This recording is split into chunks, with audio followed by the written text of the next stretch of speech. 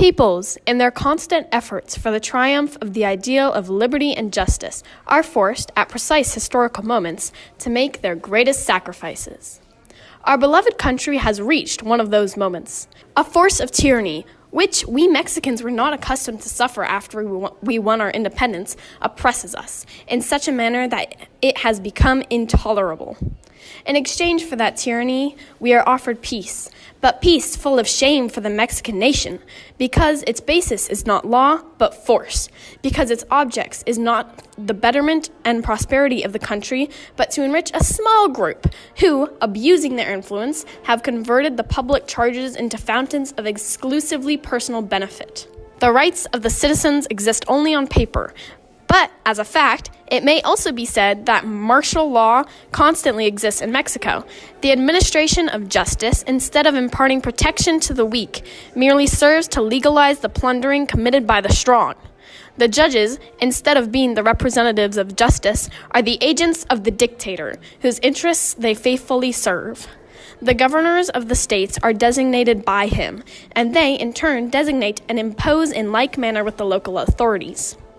For many years, profound discontent has been felt throughout the Republic due to such a system of government, but General Diaz, with great cunning and perseverance, has succeeded in destroying all independent elements, so that it was not possible to organize any sort of movement to take from him the power of which he made such bad use.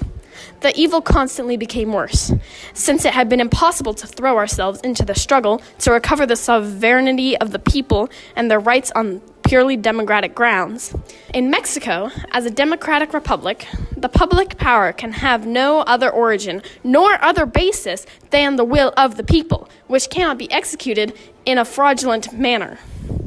For this reason, the Mexican people have protested against the illegality of the last election, and, desiring to use successively all the recourses offered by the laws of the Republic, in due form asked for the nullification of the election, as they recognized the government was not the representatives of the people, and it would carry out the will of General Diaz, to whom exclusively they owe their role. In such a state of affairs, the people, who are the only sovereign, also protested energetically against the election in imposing ways in different parts of the Republic, and in places where that wasn't true throughout the nation. It was due to terrible pressure exercised by the government, which always quenches in blood any democratic manifestation, as happened in Puebla, Veracruz, Tlaxcala, and in other places.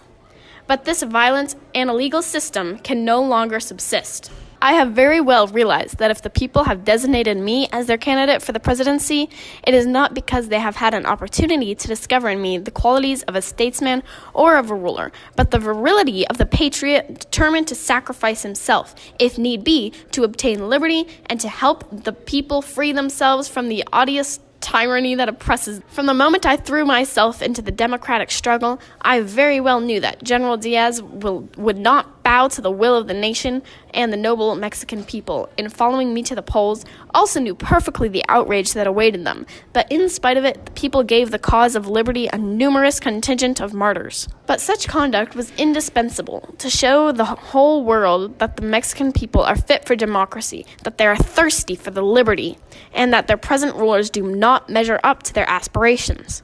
Therefore, and an echo of the national will, I declare the late election illegal, and, as a result, the country being without rulers, I do assume the presidency of the Republic until the people designate their rulers lawfully. In order to attain this end, it is necessary to eject from the power the audacious thieves whose only title of legality involves a scandalous and immoral fraud. With all honesty, I declare that it would be a weakness on my part, and treason to the people, who have placed their confidence in me, not to put myself at the front of my fellow citizens, who anxiously call me from all parts of the country to compel General Diaz by force of arms to respect the national will.